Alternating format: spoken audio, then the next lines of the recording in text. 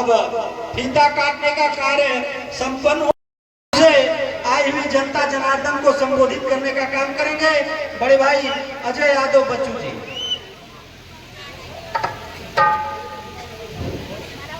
सर्वप्रथम इस रामलीला कमेटी के जितने भी सदस्य हैं, अध्यक्षगण और मंच पे मंचासीन जितने मेरे मित्रगण हैं, संचालक महोदय, आपको भी बहुत बहुत धन्यवाद।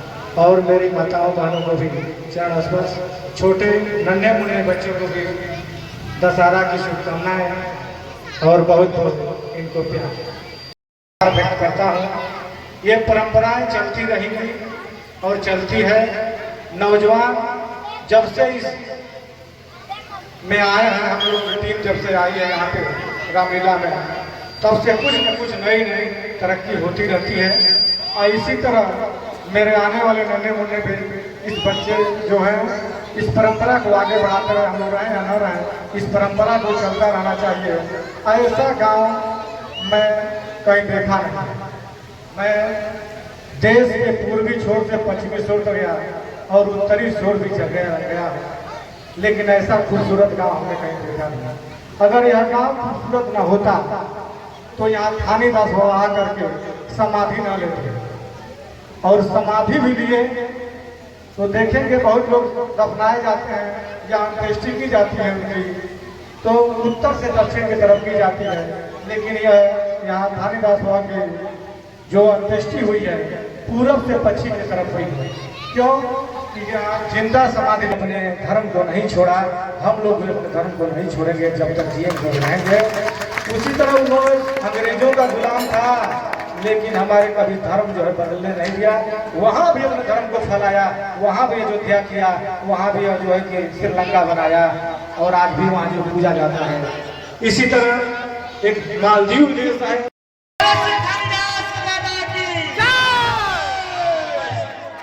पहले ये कार्यक्रम हो जाना चाहिए था। हमारे समिति के पूर्व अध्यक्ष बड़े भाई मणिकांत मिश्रा जी हैं, आदरणीय मुख्य अतिथि जी का अपने मंच पर अंग वस्त्र से सम्मानित करेंगे मणिकांत मिश्रा जी।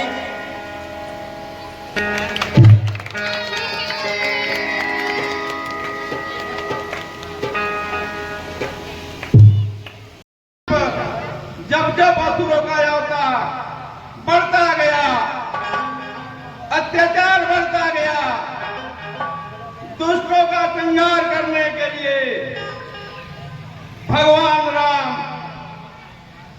अलग अलग रूप में हर समय पृथ्वी का भार ऋण किया।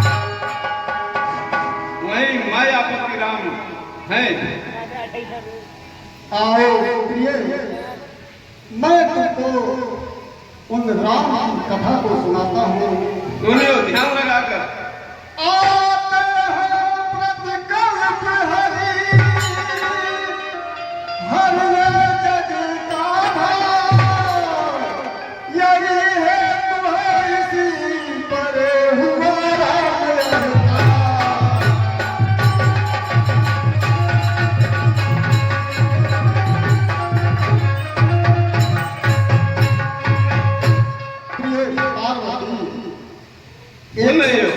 एक समय की बात है, भीम मुनि के श्राप से जय विजय साप से भृगुमन के त्रेता में निश्चर पिटक करण कर पृथ्वी देवे।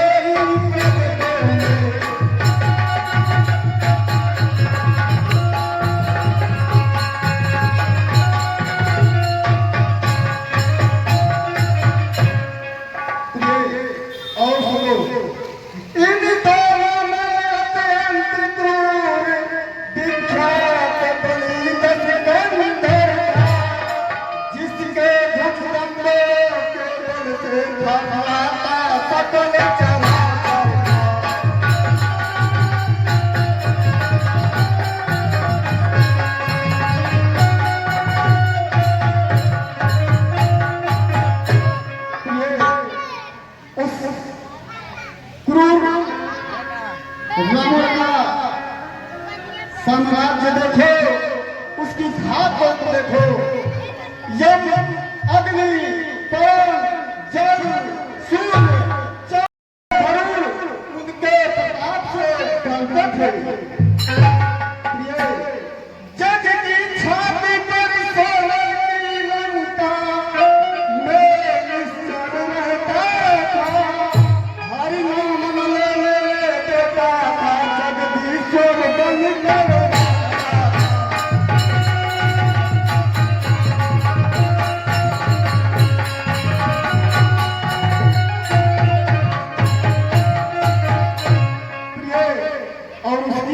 आतंक की कहानी सुनो। आतंक यहाँ तक था उसका, चुपचाप कष्ट जग सहता था। साले जहाँ लगती थी हिजरत वहाँ पर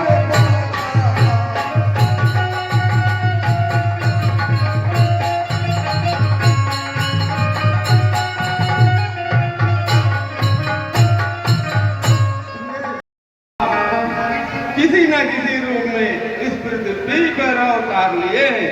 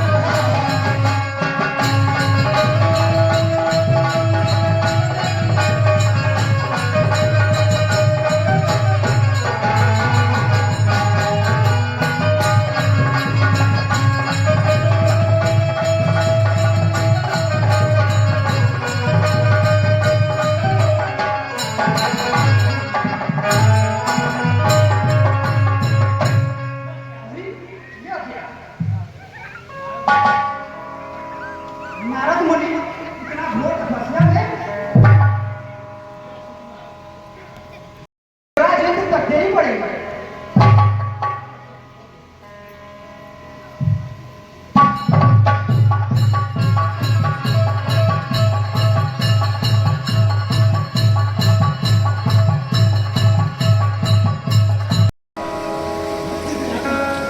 क्या कारण हो सकता है कि आज हमारा सिंहासन हिल रहा है?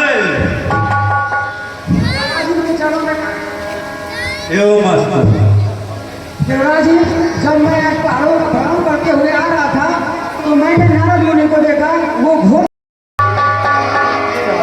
इतनी बड़ी खुशखबरी की बात है प्रभु कि मुझसे रहा नहीं गया। ये खुशखबरी आपको सुनाने के लिए मैं प्रभु आया हूँ। क्या बात है नारद? प्रभु, मैं अपने तपोबल से कामदेव को जीत लिया प्रभु। ठीक है नारद, तुम्हारा कल्याण हो। हाँ प्रभु, यही मुझसे शिक्षा पड़ी है। कौन सा कारण है जो आपने मुझे याद किए? मित्र, सुना है आज नारद मुनि तपस्या कर रहे भारी। जला जाता है तन मेरा, मैं हूँ बहुत भारी। सहायक साथ लो, डिगा दो पद से नारद को। बचा लो इंद्र पद मेरा, अभय दो मित्र सारथ को।